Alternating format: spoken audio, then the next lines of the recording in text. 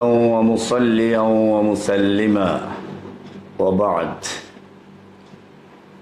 আল্লাহ সুবহানাহু ওয়া তাআলার মহান দরবারে শুকরিয়া জ্ঞাপন করছি, যিনি আমাকে অত্যন্ত একটি দুর্গম এলাকা থেকে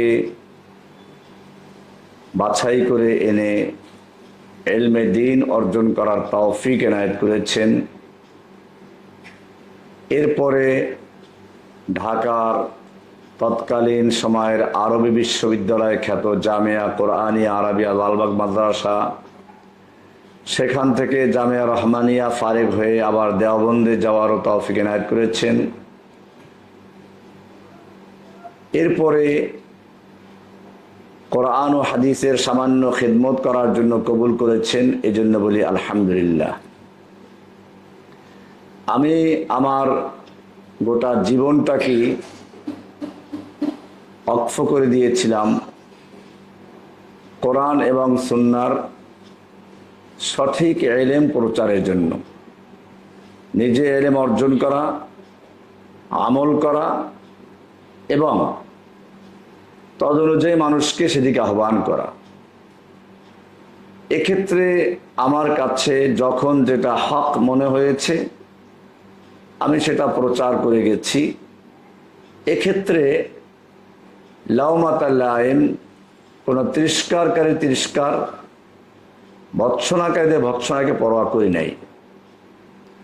আমার সামনে একটি হাদিস ছিল, আত-তায়েফাতুল মানসুরার বর্ণনা দিতে গিয়ে রাসূলুল্লাহ সাল্লাল্লাহু আলাইহি ওয়াসাল্লাম ইরশাদ করেছেন, লা ইয়াদুররুহুম মান খাযালাহুম ওয়ালা মান নাসারাহুম।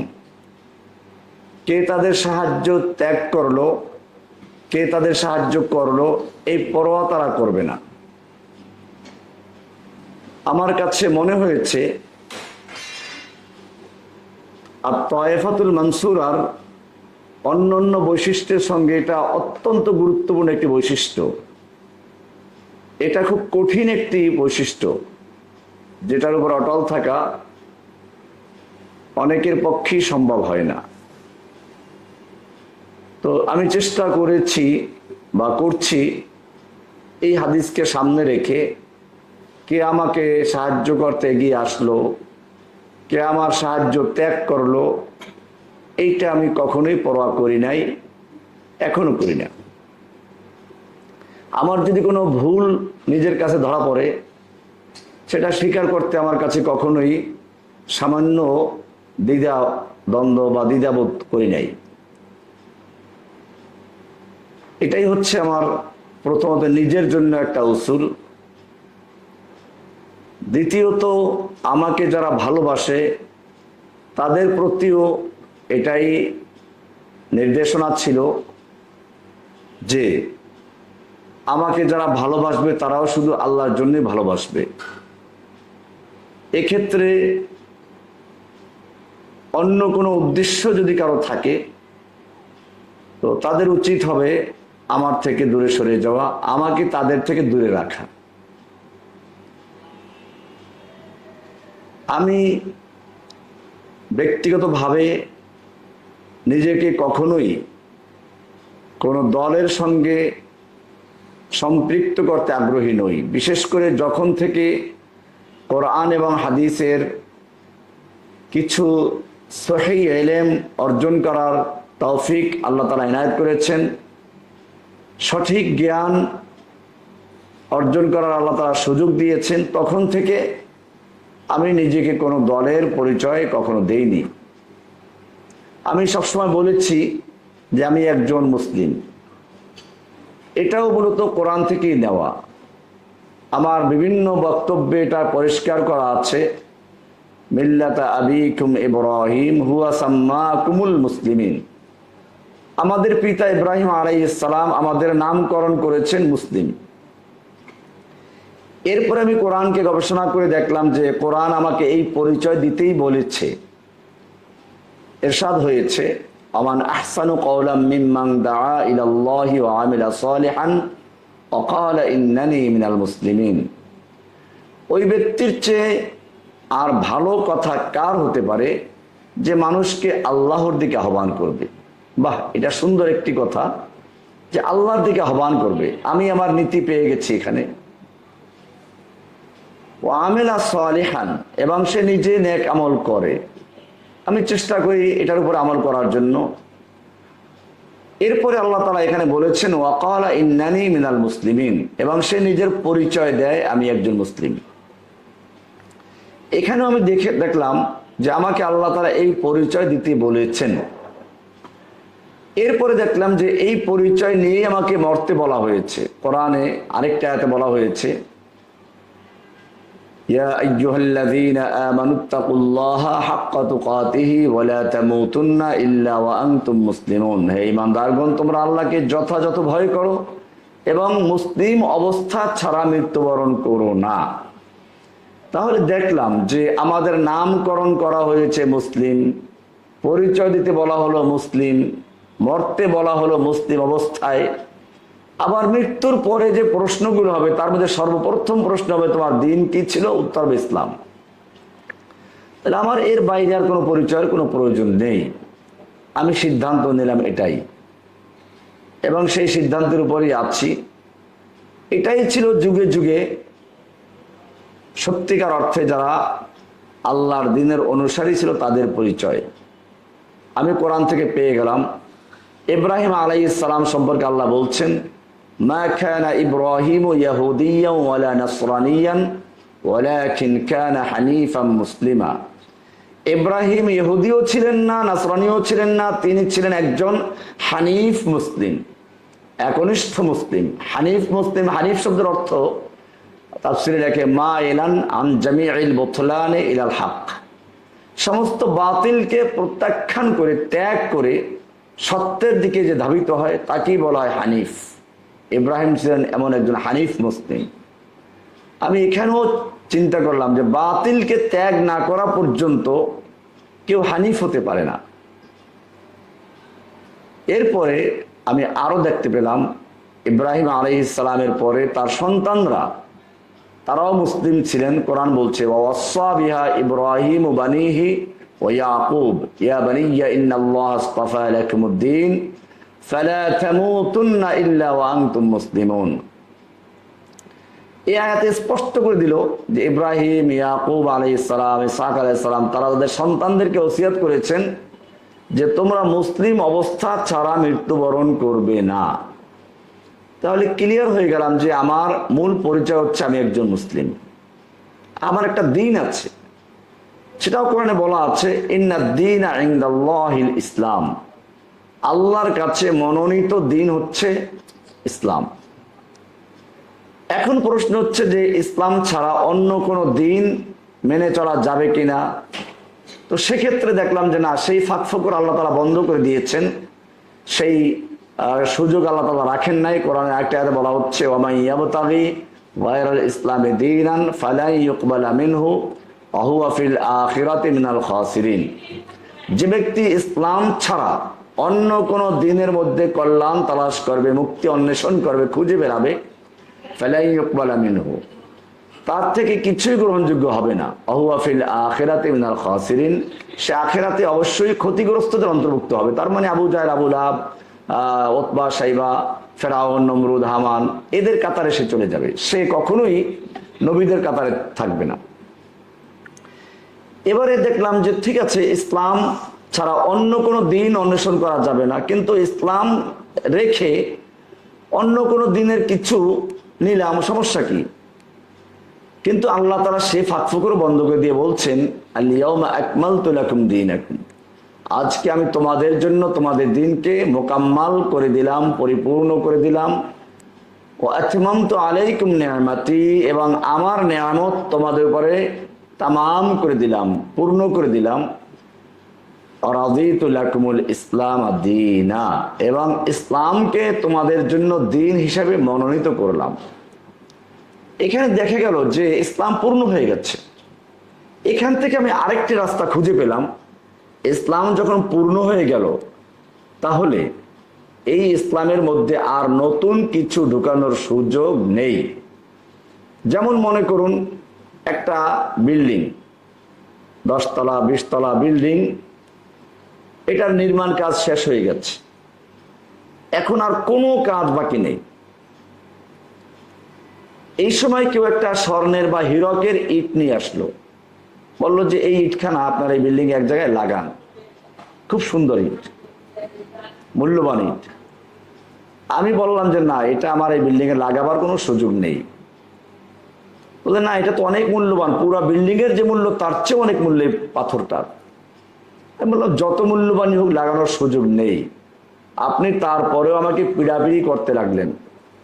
এখন আমাকে বুঝতে হবে যে যদি এই পূর্ণাঙ্গ বিল্ডিং এ নতুন কোনো ইট ঢুকাতে হয়, সেটা হোক স্বর্ণের ইট, হোক হীরকের ইট, আমাকে ওই পরিমাণ জায়গা ভাঙতে হবে।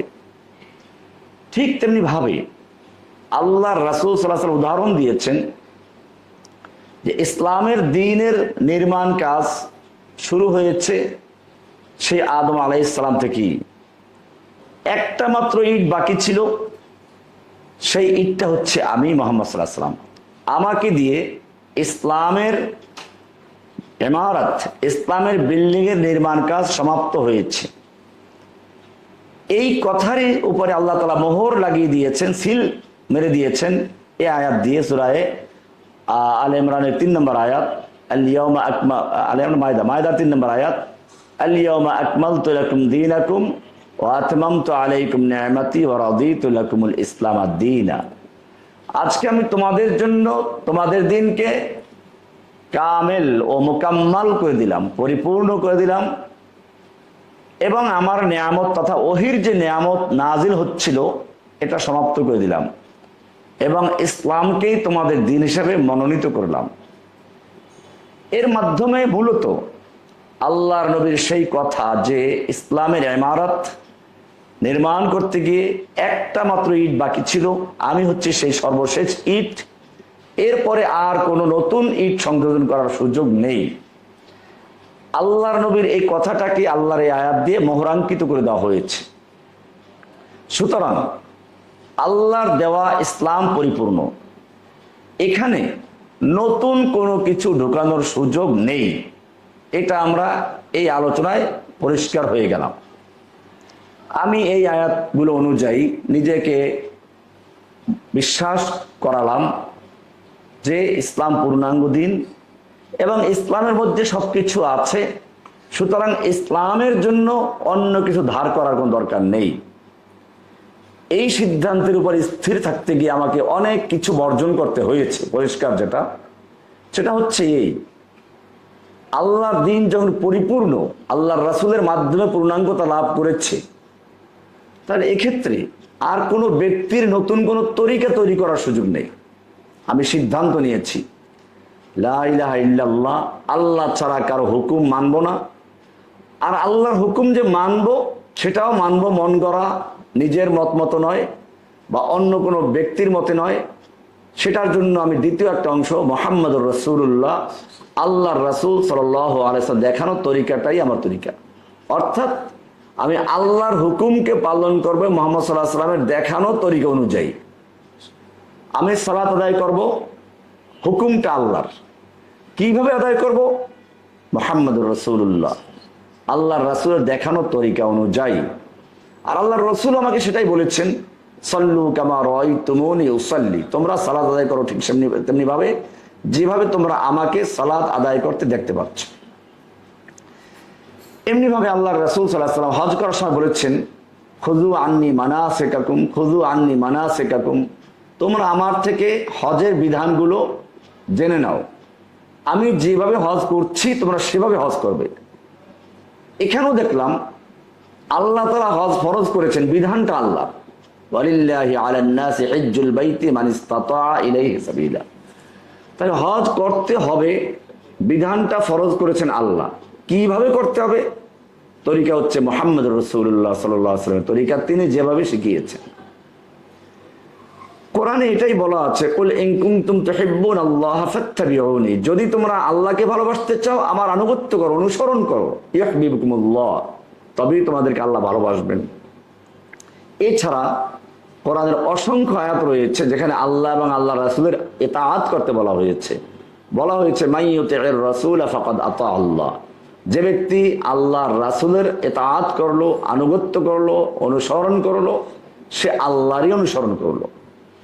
এছাড়া কোরআনের বহু আয়াত আছে, আতিউল্লাহ ওয়া আতিউর রাসূল, তোমরা আল্লাহ এবং আল্লাহর রাসূল আনুগত্য করো, ইতাআত করো।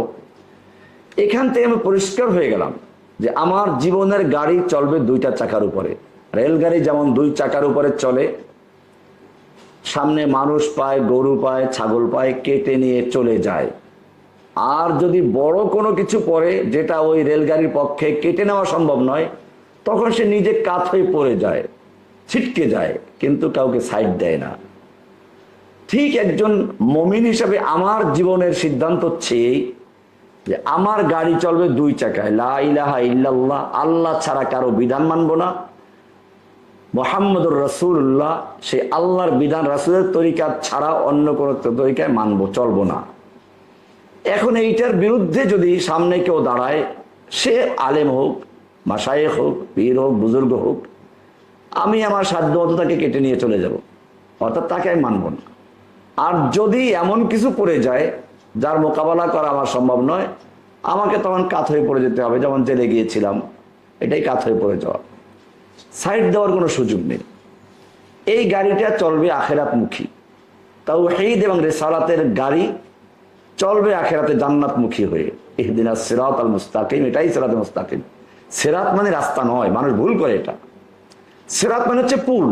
যেমন মনে করুন আপনি পদ্মা ব্রিজের মাঝখানে গেলেন, এই সময় চেক বসানো হলো, আপনি পিছনে ব্যাক করবেন, সুযোগ নেই, রাস্তা পিছনে গাড়ি অলরেডি অনেক দাঁড়িয়ে গেছে। ডানে যাবেন, সুযোগ নেই, কারণ ডান পাশে কোনো বিকল্প রাস্তা নেই, বামে যাওয়ার বিকল্প রাস্তা নেই, সামনে চেকপোস্ট। ঠিক এটা কি বলে? পুল সিরাত, এটাই সিরাত। রাস্তা বলতে আরবিতে অনেক শব্দ আছে। তরিক মানে রাস্তা, শারে মানে বড় রাস্তা, রাজপথ, নাফেজা মানে ছোট গলি। কিন্তু এখানে আল্লাহ তাআলা এই রাস্তা জাতীয় কোনো স্থলের রাস্তা, এগুলো সব স্থলের রাস্তা তিন প্রকারের হয়। হাইওয়ে যেটা, এটাকে বলা হয় শারে, যেটা তার থেকে ছোট এটাকে বলা হয় তরিক, আরো ছোট যেটা চিপাগলি, পুরান ঢাকার, এগুলিকে বলা হয় নাফেজা। কিন্তু আল্লাহ এখানে এরকম কোন রাস্তা উল্লেখ করেন নাই, উল্লেখ করেছেন ইহদিনাস সিরাতাল মুস্তাকিম, আমাদের সিরাতে মুস্তাকিম দেখাও। এই সিরাত মানে হচ্ছে এমন রাস্তা, যে রাস্তা গন্তব্য পর্যন্ত যেতে মাঝখানে কোনো বিকল্প সাইড নাই, যেখান থেকে নেমে পালাবার কোনো পথ নেই। ওই রাস্তায় উঠলে পরে হয়তো গন্তব্যে, নাহলে নিচে কেটে পড়তে হবে। এটাই হচ্ছে সিরাতে মুস্তাকিম, পুল সিরাত বলা হয় যেটাকে। ঠিক মুমিনের রাস্তাটা এরকম, যে রাস্তায় উঠলে হয়তো সে জান্নাতে যাবে, আর নইলে কেটে জাহান্নামে পড়বে, এর মাঝখানে কোনো ডান বাম নাই। তাওহীদ এবং রিসালাতের দুই চাকার গাড়ি চলবে জান্নাতমুখী হয়ে। আমার এটা সিদ্ধান্ত।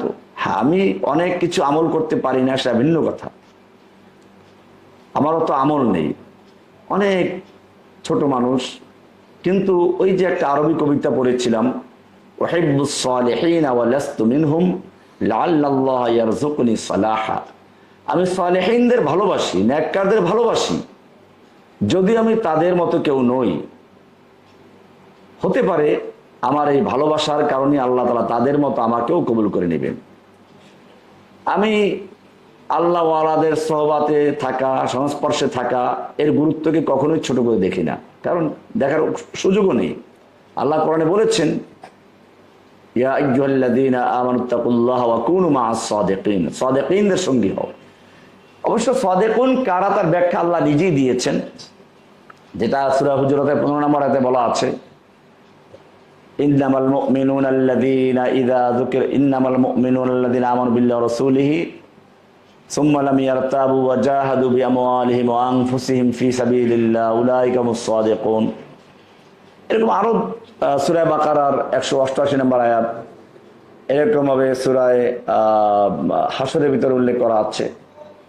সব জায়গাতে একটা বিশেষ শ্রেণীর লোকদেরকে বলা হয়েছে উলাইকা হুমুস সাদিকুন, তারাই হচ্ছে সত্যবাদী। উলামায়ে কেরামদের সংস্পর্শে থাকা, তাদের নেতৃত্বে চলা, এটা খুবই জরুরি। কোরআনে তাদের ওলামাদের গুরুত্ব অপরিসীম বর্ণনা করেছেন, যেটা আমার বিভিন্ন বয়ানে আছে। সুতরাং এটা হচ্ছে আমার মৌলিক দৃষ্টিভঙ্গি যে আমি একজন মুসলিম।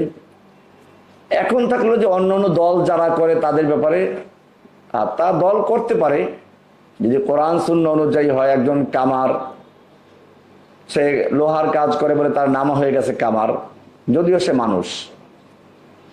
একজন লোক ডাক্তারি পাশ করেছে, সে ডাক্তার হয়ে গেছে, কিন্তু সে মানুষ। ডাক্তার তার বিশেষ কাজের পরিচয়। এরকম ভাবে যারা বিভিন্ন কাজে জড়িত আছে তারা নিজের কাজের জন্য একটা দল নাম দিতেই পারে। কিন্তু এখানে লক্ষণীয় বিষয় হচ্ছে এইটা যে আল্লাহ তাআলা আমভাবে বিশেষ মুমিনদের কিছু বিশেষ বৈশিষ্ট্য উল্লেখ করেছেন। যেমন মনে করুন সাহাবায়ে কেরামদের সম্পর্কে আল্লাহ বলেছেন উলাইকা হিজবুল্লাহ, তারা আল্লাহর দল। এখন কিছু লোকেরা নিজেদের নাম দিলে হিজবুল্লাহ, এর মানে হচ্ছে তারা হচ্ছে হিজবুল্লাহ, আর বাকি তাদের দলের ভিতরে যারা আসে নাই তারা সব হিজবুল শয়তান। তাহলে কোরআনে তো দুইটা দল বলা হয়েছে, একটা হচ্ছে হিজবুল্লাহ, একটা হচ্ছে হিজবুল শয়তান। এখন আমি যদি আমার দলের নাম দেই হিজবুল্লাহ এবং আমি দাবি করলাম যে আমার যারা অনুসারী তারাই একমাত্র হিজবুল্লাহ, বাকি সব তাহলে কোথায় যাবে? তারা তো আমার দলে যোগ দেয় নাই।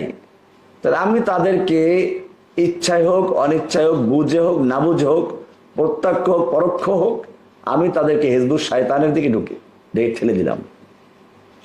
এরকম ভাবে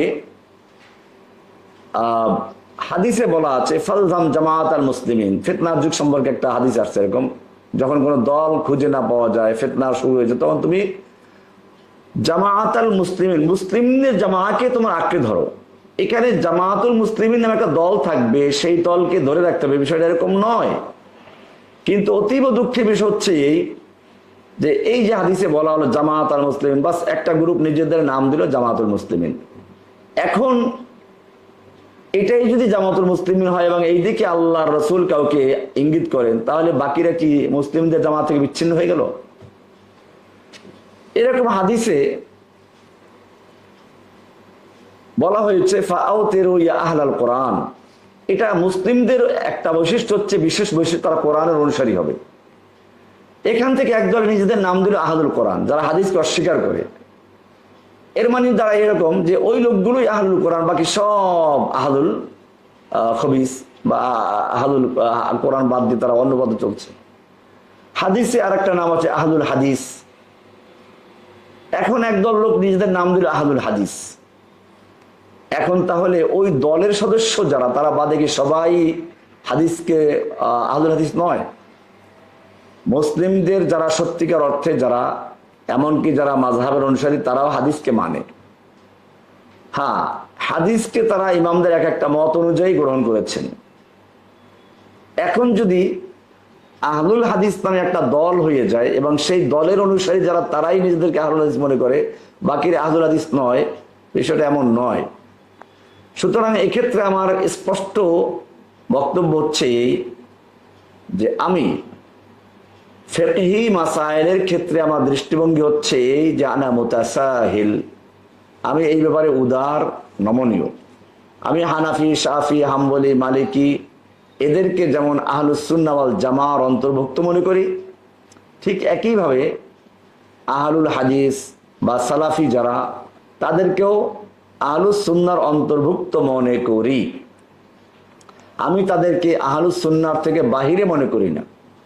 হ্যাঁ, বাড়াবাড়ি ছাড়াছাড়ি সবার মধ্যে কিছু আছে, এরকম ছোটখাটো ইখতিলাফ, ফিকহি মাসাইলের ক্ষেত্রে ইখতিলাফ সাহাবীদের যুগেও ছিল, এখনো আছে, এটা কিয়ামত পর্যন্ত থাকবে। এটাকে ভেঙ্গে যদি কেউ একাত্র করতে চায়, ভাঙতে তো পারবেই না, উল্টা সে আরেকটা দল তৈরি করবে।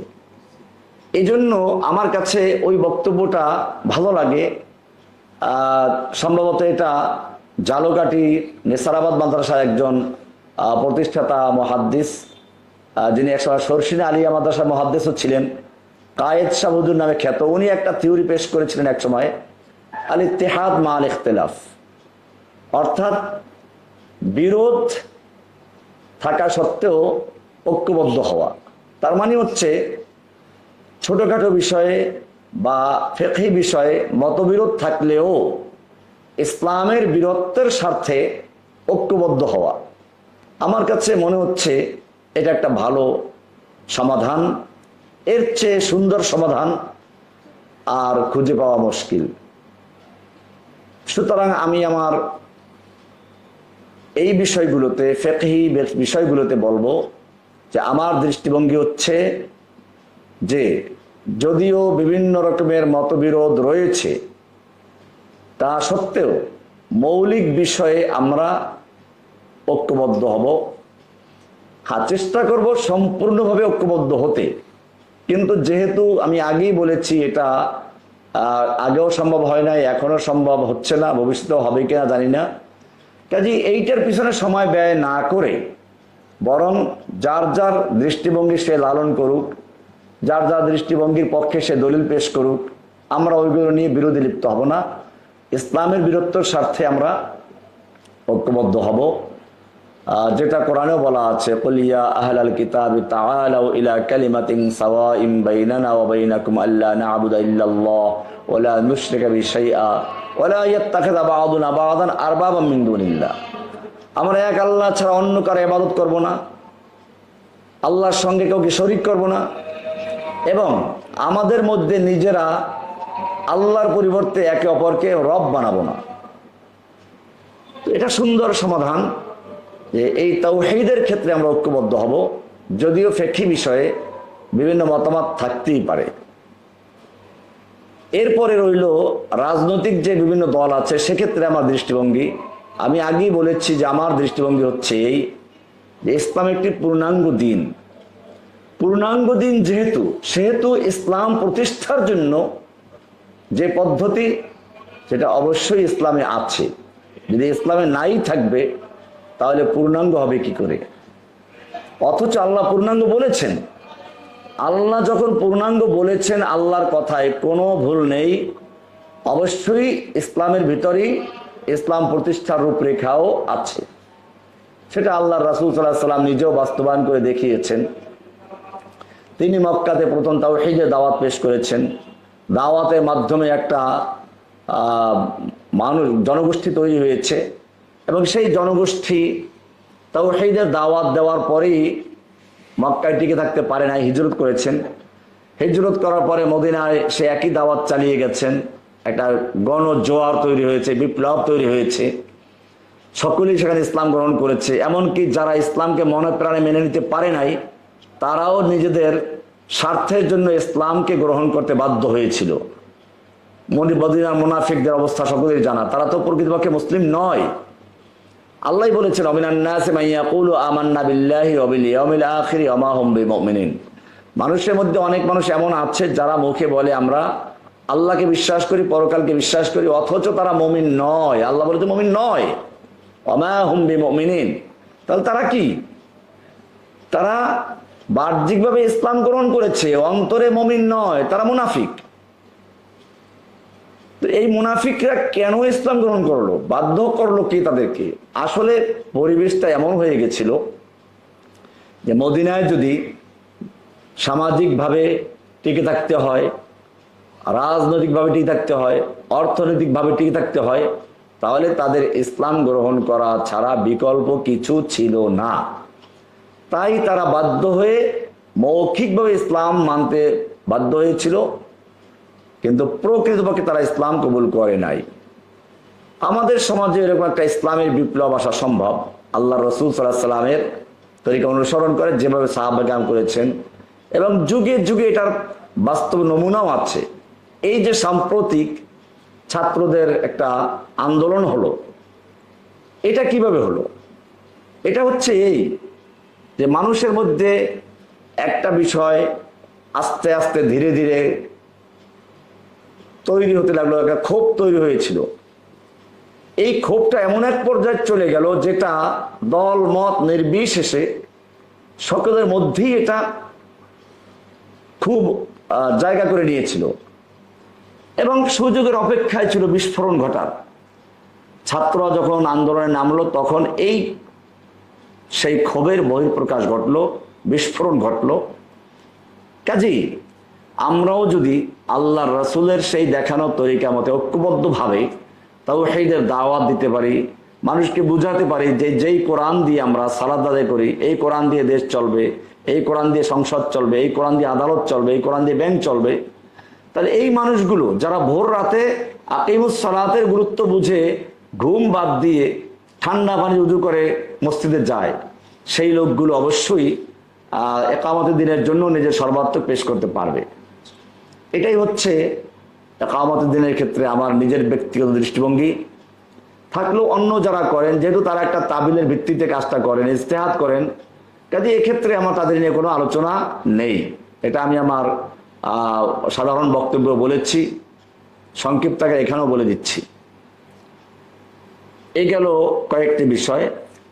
এরপরে আমার এই উদ্বোধনী বক্তব্যের মাধ্যমে বলতে চাই, আমার বক্তব্য যারা প্রচার করেন দিনের খাতিরে, তাদের প্রতি আমার নাসিহা থাকবে, আপনি যদি আমাকে ভালো করে বুঝেন, আমার দৃষ্টিভঙ্গি, আমার চলাফেরা, আমার পথ পাথেয়, তাহলেই আপনি কেবল আমার বক্তব্যগুলো প্রচার করতে পারেন।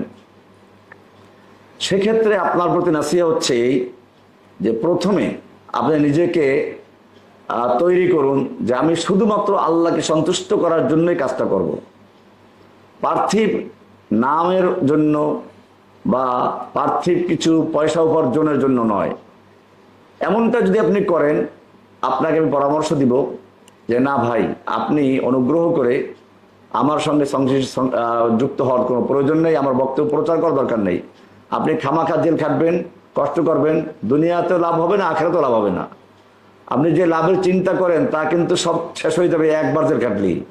আপনি সারা বছর বসে যে পয়সা কামাই করবেন, একবার জেলে গেলে আপনার সেই পয়সা সব শেষ হয়ে যাবে। তারপরে আপনার লাইফ নষ্ট হবে, আপনার স্ত্রী সন্তান নষ্ট হবে, লেখাপড়া নষ্ট হবে। এটা বুঝে শুনে আপনি আসেন। আর যদি বুঝে শুনে আসতে, ইখলাসের সঙ্গে আসতে পারেন, তো জেলে গেলে আপনি বুঝবেন যে আমি আল্লাহর জন্য কাজ করেছি, আল্লাহর জন্য এসেছি, আমার কোনো চিন্তা নেই। আমি দেখেছি যারা বুঝে শুনে কারাগারে গিয়েছে, বন্দী ছিল, তারা জেলখানাতে হাসি খুশি ছিল, তাদের কোনো আক্ষেপ ছিল না। আর যারা না বুঝে গেছে, তাদের হাই হুতাশ করতে করতে তাদের সবকিছু শেষ হয়ে গেছে। স্বাস্থ্য নষ্ট হয়েছে, অর্থ নষ্ট হয়েছে, ঈমান নষ্ট হয়েছে। আল্লাহকে তারা বিভিন্ন অভিযোগ দিতে শুরু করলো, আল্লাহ কি আসলে আছে কিনা, আল্লাহ আমাদের দেখেন না, আল্লাহ আমাদের এই বিপদ আমাদের সাহায্য করছেন না কেন। এই যে আল্লাহর বিরুদ্ধে অভিযোগ করে করে তার দুনিয়া গেল বরবাদ হয়ে, আখেরাতে গেল বরবাদ হয়ে, খাজারাত দুনিয়া ওয়াল আখিরা।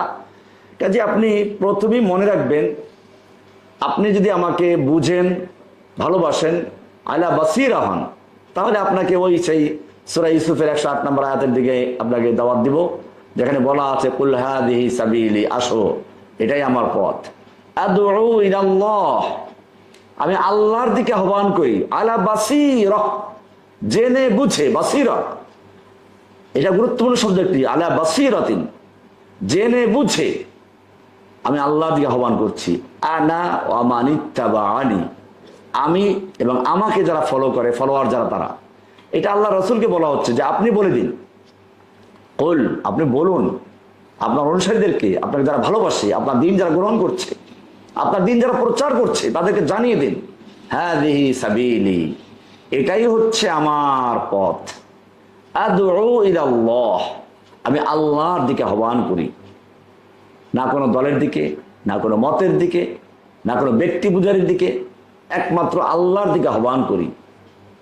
আলা বাসীরা, জেনে শুনে, এটা কি বিপদ আসবে, কি সামনে মুসিবত আসবে, কি ফলাফল আসতে পারে, এটা জেনে বুঝে, না বুঝে না।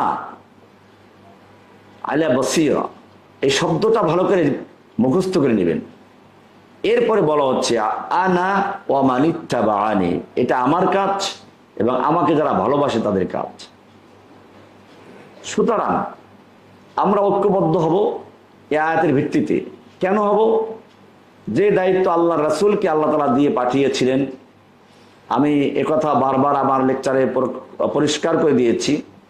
অনেক সময় প্রশ্ন করি আমি মাহফিলের ভিতরেও, যে বলুন তো আল্লাহ তাআলা তার রাসূলকে হেদায়েত এবং দ্বীনে হক দিয়ে কেন প্রেরণ করেছেন? উত্তরটা এক বাক্যে দিতে হবে, লিইয়ুযহিরাহু আলা দ্বীনি কুল্লিহি, যাতে করে আল্লাহ দ্বীনে হকটাকে অন্য সকল দ্বীনে বাতিলের উপরে বিজয়ী করতে পারেন। এটা সূরা তাওবা 33 নম্বর আয়াত, সূরা ফাতির 28 নম্বর আয়াত, সূরা সাফের 9 নম্বর আয়াতে পরিষ্কার বলা আছে, হুয়াল্লাযী আরসালা রাসূলাহু বিল হুদা ওয়া দীনিল হক লিইয়ুযহিরাহু আলা দ্বীনি কুল্লিহি।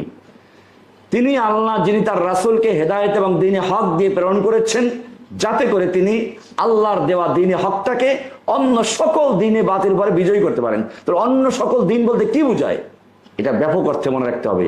এটার মধ্যে যেমন ইহুদিয়ত আছে, নাসরানিয়ত আছে, বৌদ্ধ ধর্ম আছে, হিন্দুত্ববাদ আছে, অন্যান্য ধর্ম আছে, ঠিক তেমনিভাবে এর মধ্যে আছে গণতন্ত্র, সমাজতন্ত্র, রাজতন্ত্র, সবই আছে।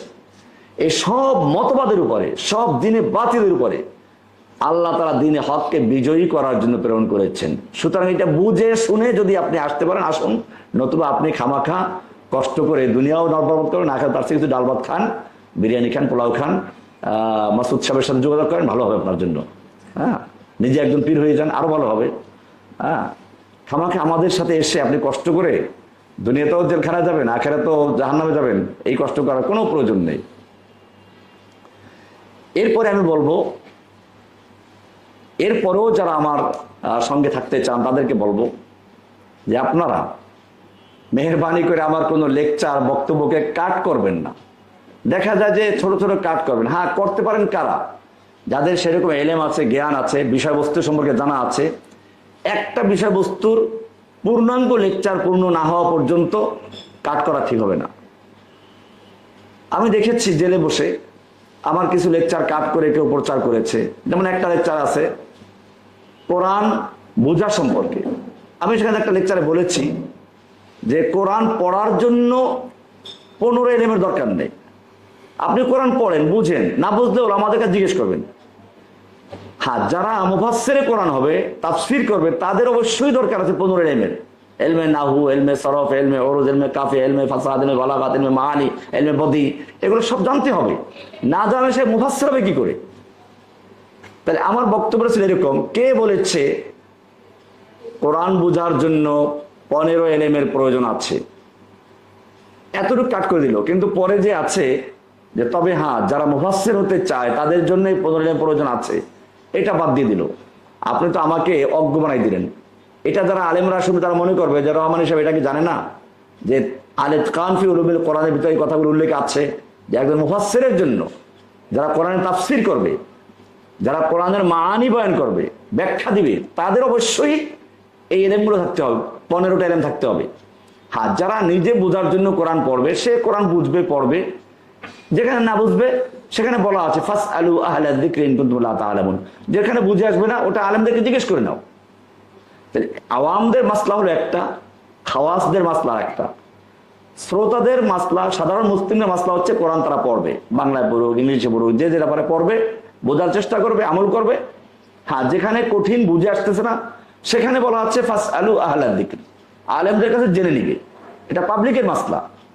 আর আলেমদের মাসলা হচ্ছে যে তাকে অবশ্যই কোরআন বোঝার জন্য যে 15টা এলেমের প্রয়োজন ওগুলো অবশ্যই তাকে জানতে হবে। না জানলে সে তো মুফাসসির হবে কি করে? আমাদের সমাজে এই কারণেই দেখা যায় এখন মুফাসসিরের নাম দিয়ে গল্পকার, কাসাস বলে এদেরকে, ওয়াইজ বক্তা। অবশ্য সব বক্তা একরকম নয়, অনেক আলহামদুলিল্লাহ এখন অনেক বক্তা তৈরি হয়েছেন যারা কোরআন হাদিস এলেম রাখেন, কোরআন হাদিসের যথেষ্ট জ্ঞান রাখেন, তারা সে অনুযায়ী বয়ান করেন। আল্লাহ তাআলা তাদের যাজা দান করুন। কিন্তু কিছু লোক এখনো রয়ে গেছে যারা ওই তাদের বাবা পীর, দাদা পীর, নানা পীরের গল্প গুজব করে, আর এইগুলো দিয়ে মানুষকে হাসায়, কাঁদায়। এই গল্পকার এখনো কিছু রয়ে গেছে। তো এটা যাতে না হয় সেজন্য বলা আছে যে না, তাদের জন্য অবশ্যই এই 15 এলেমের প্রয়োজন আছে। কিন্তু দেখা গেল কাট করলো যে ব্যক্তি, সে আমার অর্ধেক কথা কাট করে দিল, এটা খেয়ানত করলো। এখানে আরো একটা কথা বলে দিই, আমি একটা বক্তব্য দিচ্ছি আম সাধারণ বিষয়ের উপরে। আমরা সাধারণত মূলনীতিগুলো বয়ান করি, ইসলামের মূলনীতি যেটা সেটা বয়ান করে দিই। আপনি করলেন কি, ওই বক্তব্যের সঙ্গে আপনার দৃষ্টিতে যারা ওই বক্তব্যের বিপরীত তাদের মাথা যোগ করে দিলেন, চেহারাগুলো লাগিয়ে দিলেন, আর ইন্ডিকেট করে দিলেন যে আমি এই লোকদের বিরুদ্ধে বক্তব্য দিচ্ছি। আপনি ওই সমস্ত আলেমদেরকে আমার মুখোমুখি, আমার প্রতিপক্ষ দাঁড় করিয়ে দিলেন। এটা আপনি খেয়ানত করেছেন, কারণ আমি তো ওই লোককে উদ্দেশ্য করে বলি নাই। এটাকে বলা হয় আরবিতে তাওজিহুল কওল বিমা লা ইয়ারদা বিহিল কাইল। বক্তার কথার এমন ব্যাখ্যা করা যেটা বক্তার উদ্দেশ্য নয়, কারো কথার এমন ব্যাখ্যা করা যেটা বক্তা উদ্দেশ্য করে নাই, আপনি তার অন্তরের খবর বুঝে গেলেন, আপনি আলিমুল বিদাতে সুদূর হয়ে গেলেন, আপনি তো আল্লাহ জায়গায় বসে গেছেন, আপনি জানেন কি করেছেন? আপনি আমার অন্তরের খবর কি করে জানলেন? এই জন্য মনে রাখবেন, যারা এই কাজগুলো করেন, আমি তাদেরকে আগেও সতর্ক করেছি, এখনো করছি, অনুগ্রহ করে আপনারা এই কাজটা করবেন না। আমার লেকচারের সাথে আমি যাদের নাম উল্লেখ করি নাই বা যাদেরকে ইঙ্গিত করে কথা বলি নাই, আপনারা তাদের চেহারাগুলো যুক্ত করে আমার মুখোমুখি দাঁড় করাবেন না। এটা বড় খেয়ানত। এর দ্বারা আমাদের কাজের ক্ষতি হয়, আমাদের নিরাপত্তার সমস্যা হয়। আপনি যদি আমাদের সত্যি ভালোবেসে থাকেন, এই কাজটা অনুগ্রহ করে করবেন না। আপনার কাছে আমি অত্যন্ত বিনয়ের সঙ্গে করজোর অনুরোধ জানাচ্ছি, অনুগ্রহ করে এই কাজগুলো করবেন না। এটা অত্যন্ত ক্ষতিকর। আপনি যদি উম্মার ইসলাহ চান, সংশোধন চান, ঐক্য চান, তাহলে কিভাবে ঐক্য হবে সেই চেষ্টা করবেন, কিভাবে বিরোধ তৈরি হয়, কাকে কার বিরুদ্ধে মুখোমুখি দাঁড় করানো যায়, এই কাজগুলো বর্জন করবেন। এখানে আমি আরো একটা কথা বলে দিই। আমি শুনেছি কারাগারে থাকা অবস্থায় আমার নামে অনেকেই পয়সা কালেকশন করেছেন, আমার মামলা দেখার জন্য, আমার খোঁজ খবর নেওয়ার জন্য। তো মনে রাখবেন, আমার মামলার কাজ যারা করেছেন আমার পরিবারের থেকেই করেছেন, তাদের সাথে যোগাযোগ করেই করেছেন। তারা কোনো জায়গায় কারো কাছ থেকে পয়সা চান নাই বা এরকম নেন নাই, আমার জানা মতে তারা কারোর সাহায্য চান নাই। সুতরাং যারা এই কাজগুলো করেছেন বা তাদেরকে যারা সাহায্য করেছেন, আমার মনে হয় অন্যায় কাজে সাহায্য করেছেন। অবশ্য মাঝে মধ্যে দুই একজনের কিছু আর্থিক সহযোগিতা করেছেন না, এমনটা নয়। কাজে বিষয়টা এরকম নয় যে একেবারে লক্ষ লক্ষ টাকা, কোটি কোটি টাকা আমাকে কেউ দিয়েছেন, না, বিষয়টা এরকম নয়। তো সেজন্য এখনো যদি এরকম কোনো বিষয় থাকে, কেউ আমার নাম ভাঙিয়ে আমার কোনো কাজের জন্য সাহায্য চায়, আমি স্পষ্ট বলে দেই যে তাদেরকে আমার কাছে ধরিয়ে দেবেন। এখন যেহেতু আমি বাইরে আছি, স্পষ্টভাবে তাদেরকে আমার কাছে ধরিয়ে দেবেন। না, আমি কাউকে এজেন্সি দেই নাই, আমার কোনো এজেন্ট নাই যে আমার পক্ষ হয়ে কোনো কাজের জন্য টাকা কালেকশন করবে। হ্যাঁ, আমরা একটা প্রতিষ্ঠান করার জন্য জমি খুঁজতেছি, এটা পেয়ে গেলে আমরাই জানিয়ে দেব যে আমাদের কত টাকা দরকার, কিভাবে আপনি দিবেন, তো সেখানে আপনারা দিবেন। আমাদের অর্থের প্রয়োজন আছে, কারণ আমি এখন বের হওয়ার পরে আমার বাড়ি ঘর তো আপনারা জানেন নিয়ে গেছে, আমার প্রতিষ্ঠান, মাদ্রাসা, মসজিদ এগুলো নিয়ে গেছে। এখন আমাকে নতুন করে সবকিছু আবার তৈরি করতে হবে। সেক্ষেত্রে একটা মসজিদ মাদ্রাসা কেন্দ্রিক না বসলে এলমে কাজ করা যায় না, দিনই দাওয়াতি কাজ করা যায় না। এটা আমার ফিকির চলছে।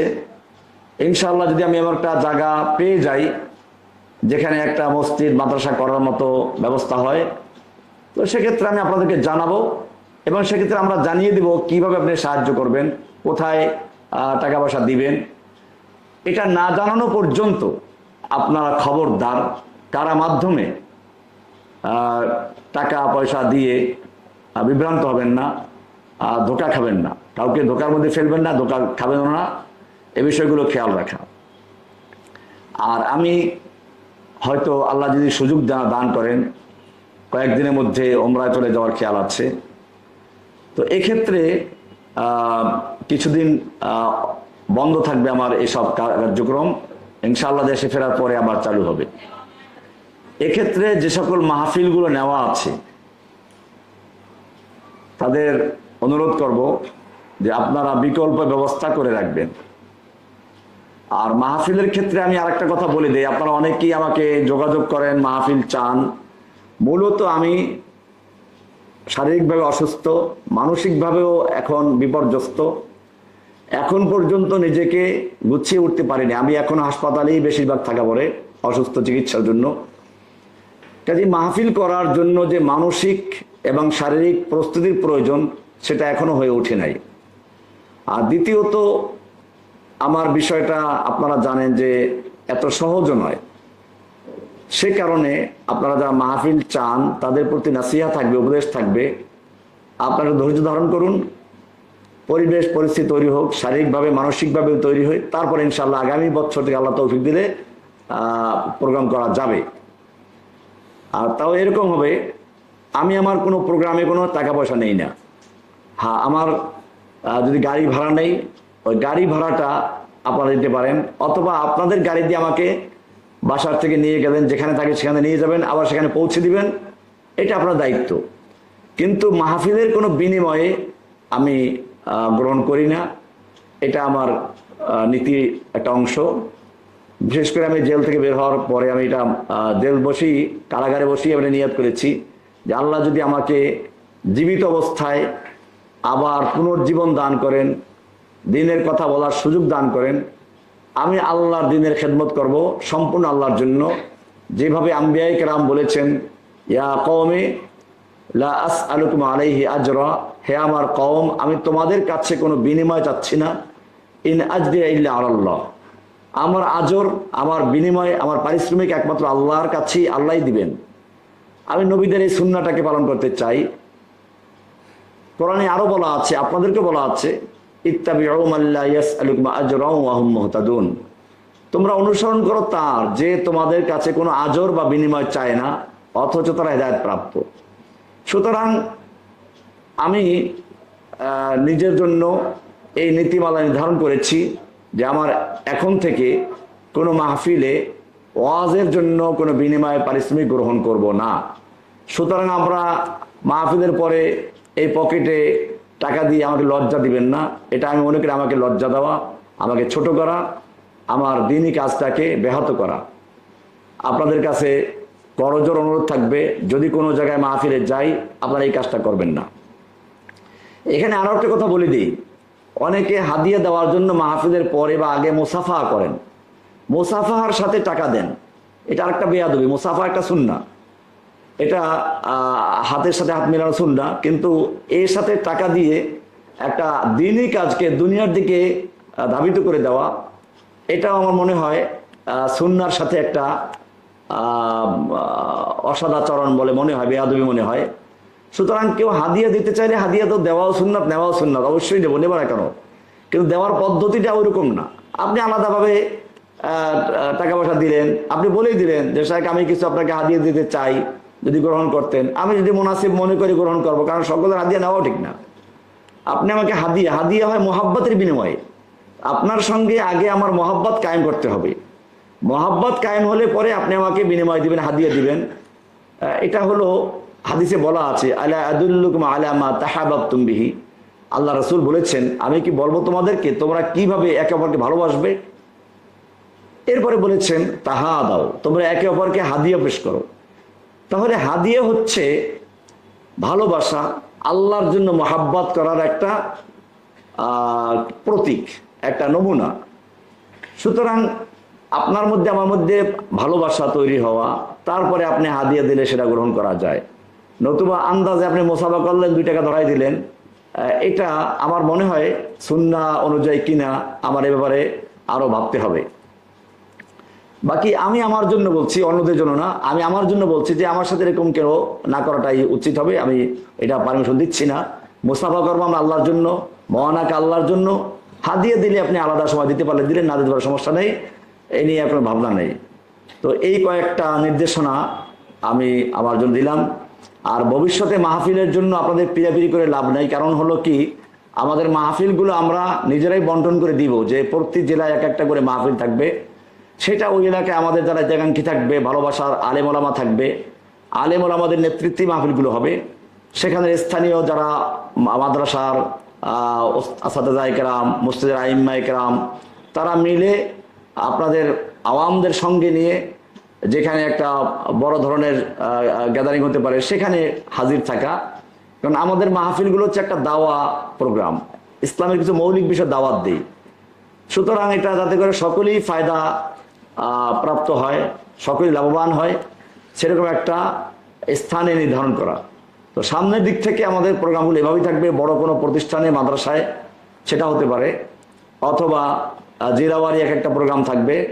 সেই প্রোগ্রাম আমরা নিজেরাই আপনাদেরকে তারিখ দিয়ে দিব, কখন কোথায় যাব। কাজে আপনারা নিজেদের থেকে আপনাদের এই মসজিদে, ওই মাদ্রাসায় এরকম প্রোগ্রামের জন্য দাওয়াত চাওয়া, এটা থেকে বিরত থাকাটাই ভালো হবে।